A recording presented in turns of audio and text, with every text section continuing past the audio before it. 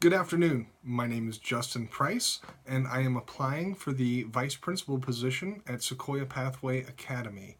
I appreciate you giving me the time for this interview this afternoon, and specifically what I would like to go over is some of the AZ merit data that you've provided me about the school today, and how that data has spoken to me and some of the things that I see within that data. This is the math AZ merit data that we're looking at. And one of the first things in chart 1 that I took notice of immediately was the difference in achievement with the 5th and 6th grade students. The school has higher achievement in 3rd and 4th and 7th and 8th grade students, but when we get to the 5th and 6th grade, there's a definite change in the amount of student success. Our highly proficient students don't change that much, but those scoring minimally proficient take a dramatic jump of almost 20 percentage points or more within those two grade levels. So something is happening in 5th and 6th grade specifically right now that's a trouble area for our math department. We need to potentially look at the curriculum that is used with those grades. Maybe we're doing something different than what we are when they're younger or when they're slightly older in the junior high grades of 7th and 8th grade. We need to look at what we're doing in the classroom, specifically math related and instructional wise, to see why our students are not as successful there, and maybe we need to add a component or change a piece of curriculum to better suit their needs in that. As we drill down into the data in the other charts in chart 2, you'll notice that our minority students are doing extremely well compared to the Caucasian population of the school, which is something that's different from most schools. And so we're definitely doing something right in working with what are primarily minority students at most schools, but may not be here.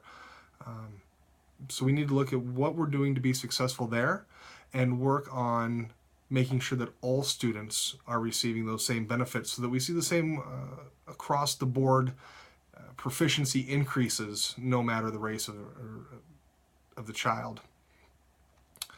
Our third chart shows that we do need to do some work with our English language learners at our school.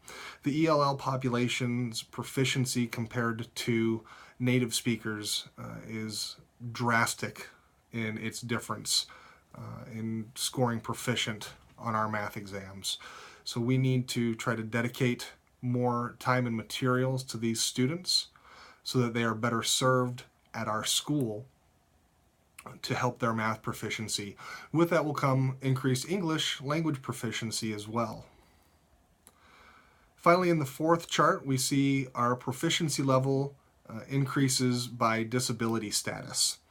And with this chart, we're showing that we're stagnant with our growth with disability students. Over the last year, our general education population did show an increase in mathematical scores on the AZ merit, but probably their scores aren't as dramatically increased as much as we would like to see. But definitely our students with disabilities, our special education department, we need to look and find ways that we can find a new way to invigorate those students and help them grow in their mathematical capabilities.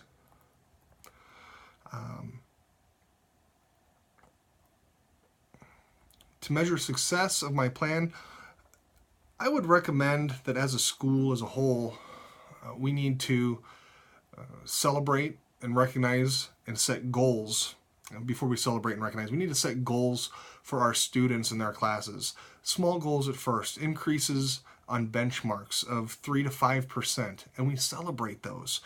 And by celebrating the small increases on our benchmarks, we will see the long-term results in our AZ merit scores.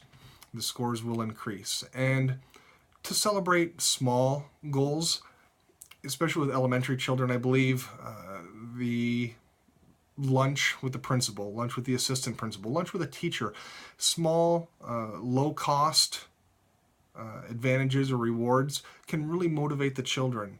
Now, if we want to go into bigger goals and larger attacks, it increases, 5 to 10% or 10% or more. You find the staff like myself who are willing to potentially go that extra mile. I will dye my hair color. I will take pies to the face. I will shave my head. I will let the students throw pies in my face.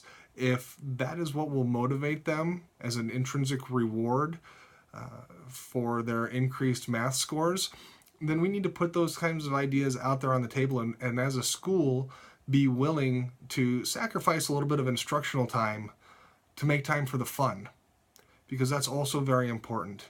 I believe that, especially with math, if we don't make math fun for the students and there's not some kind of an enjoyable goal at the end for them, if they struggle with it at all, they will tend to shut down on us and not be as successful as they potentially could be.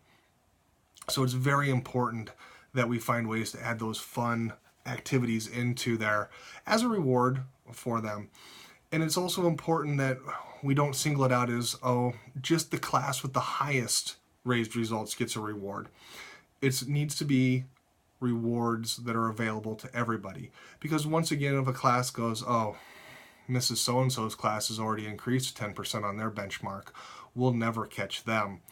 Once again, you have demoralized students who aren't going to work for that achievement in the mathematical area or even the English area.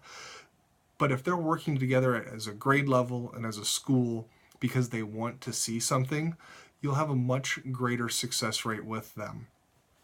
So those are some of the things that I saw in the data and some of how I would plan if hired as the assistant principal here at the school to work with the teams, to work with the grade levels, and to try to motivate the students in mathematics. That's how we reward them. But once again, going back to chart 1, just in closing here, we really do need to drill down and find out what's happening in 5th and 6th grade to cause these dramatic changes in our scores. Because our proficiency level is in the mid-50% rate in 3rd and 4th grade, and then it drops off almost 20 percentage points or more in 5th or 6th. So we need to figure out why we have those differences there in those two grades specifically. And we still need to motivate the rest of them. We have plenty of room for growth in all of our grades. So we need to celebrate what we've already done and continue to drive on and move from there. I look forward to hearing back from you with any future questions you have. And once again, I would like to thank you, and I appreciate the opportunity to apply for the assistant principal job here again. And I look forward to hearing from you. Thank you so much.